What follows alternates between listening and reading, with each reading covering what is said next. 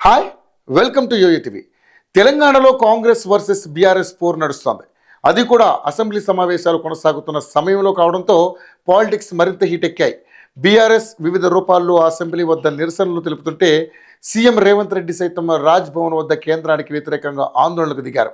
ఈ నేపథ్యంలోనే కొంతమంది సందర్భం లేని వివాదాలను తెచ్చుకుంటున్నారు. మంత్రి పొంగులేటి శ్రీనివాసరెడ్డి, మంత్రి పదవి కోసం పరుగులు పెడుతున్న కోమటిరెడ్డి రాజగోపాల్ రెడ్డి ఇరువురు చిట్చాట్ల పేరుతో చేసిన వ్యాఖ్యలు వైరల్ అవుతున్నాయి. వీరి ఎజెండా ఏమిటన్న దానిపై చర్చ తెరపైకి వచ్చింది. అమరావతి విషయంలో మీడియా చిట్చాట్లో వివాదాస్పద వ్యాఖ్యలు చేసినట్లుగా ప్రచారం జరుగుతోంది. అమరావతిలో పెట్టుబడులు పెట్టడానికి చాలామంది భయపడుతున్నారని పొంగులేటి చెప్పుకొచ్చారు.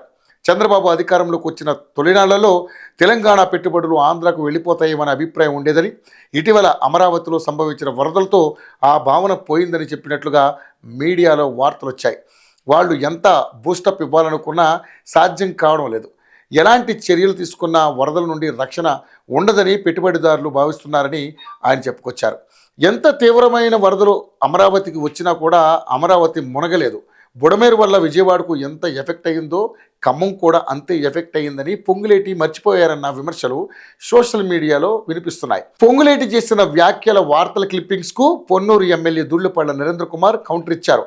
చంద్రబాబు నాయుడు గారు అధికారంలోకి వచ్చాక అమరావతితో పాటు అన్ని ప్రాంతాలు అభివృద్ధికి నాంది పలుకుతున్నాయని, జగన్మోహన్ రెడ్డి అనుంగులు విధిగా చేసే వ్యాఖ్యలే ఇప్పుడు పొంగులేటి చేస్తున్నారని, జగన్మోహన్ రెడ్డి మిత్రత్వం వాసనలో ఇంకా పోలేదా అని ఆయన ప్రశ్నించారు.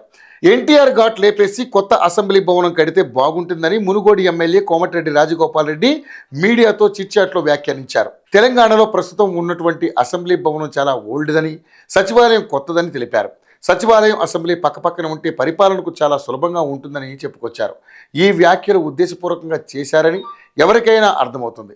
ఆ ఉద్దేశం ఏమిటన్న దానిపై కాంగ్రెస్లో చర్చ జరుగుతోంది. మరోవైపు ఏపీ పాలకులు ఎప్పుడు హైదరాబాద్ గురించి కానీ తెలంగాణ గురించి కానీ నెగిటివ్ కామెంట్స్ చేయలేదు. అక్కడి పెట్టుబడులు ఇక్కడికి వస్తాయని చెప్పలేదు. చంద్రబాబు సందర్భం వచ్చినప్పుడల్లా హైదరాబాద్ ఎంతో వేగంగా అభివృద్ధి చెందుతుందని చెబుతున్నారు. మరి ఇప్పుడు అమరావతి గురించి ఎందుకు పొంగులేటి వ్యతిరేక ప్రకటనలు చేస్తున్నారు? ఎన్టీఆర్ ఘాట్ను తొలగించడంపై ఎందుకు మాట్లాడుతున్నారన్నది సస్పెన్స్గా మారింది.